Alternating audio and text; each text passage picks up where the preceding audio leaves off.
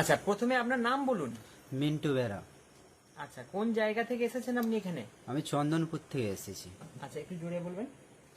আচ্ছা, কি সমস্যার জন্য, কি রোগের জন্য আপনি ডাক্তারবাবুর কাছে চিকিৎসা করতে এসেছেন? আমি 2006 সাল থেকে আমার পায়খানার সাথে রক্ত আসতো, আর কি হতো? আর খুব জ্বালা যন্ত্রণা হচ্ছে, প্রচণ্ড জ্বালা যন্ত্রণা, চেয়ারেও বসতে পারতাম না, প্লাস সাইকেলিং করতেও খুব কষ্ট হতো, অফিসেও যেতে পারতাম না, এরকম বিশাল কষ্টদায়ক যন্ত্রণা হতো। আচ্ছা, অর্শ ছিল? হ্যাঁ, অর্শ বুঝলে। আচ্ছা, আর কি হতো? এগুলো ছাড়া আর কোনো সমস্যা ছিল? না, এই জ্বালা যন্ত্রণা প্রচণ্ড হতো, পায়খানা করতেই পারতাম না এবং বসতেও পারতাম না, এরকম একটা পরিস্থিতির মধ্যে দিয়ে দিন কাটাচ্ছিলাম। আচ্ছা, তো এখানে কতদিন ডাক্তারবাবুর কাছে এসেছেন, মানে ডাক্তারবাবুকে কতদিন দেখাচ্ছেন? এখানে দেখাচ্ছি প্রায় 7 মাস হবে। আচ্ছা, এখন আপনার সমস্যাগুলো কেমন আছে? এখন সমস্যা বলতে প্রথম থেকে যখন স্টার্ট করি মাসখানেক হালকা কমেছিল, তা এখন প্রায় অনেকটা সুস্থ, ওই জ্বালা যন্ত্রণা একদম আমি বুঝতেই পারি না।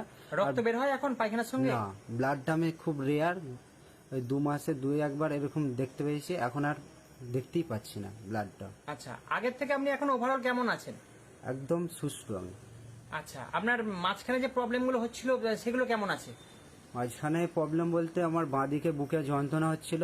আচ্ছা, তারপরে আমি এখানে না জানিয়ে অন্য একটা হোম অ্যালোপ্যাথি ডাক্তারকে দেখিয়েছিলাম, আচ্ছা, প্লাস আমাকে ভর্তিও এমন একটা পরিস্থিতি তৈরি হয়েছিল, আমাকে ভর্তিও করতে হয়েছিল নারায়ণীতে, কলকাতা হাওড়ায়।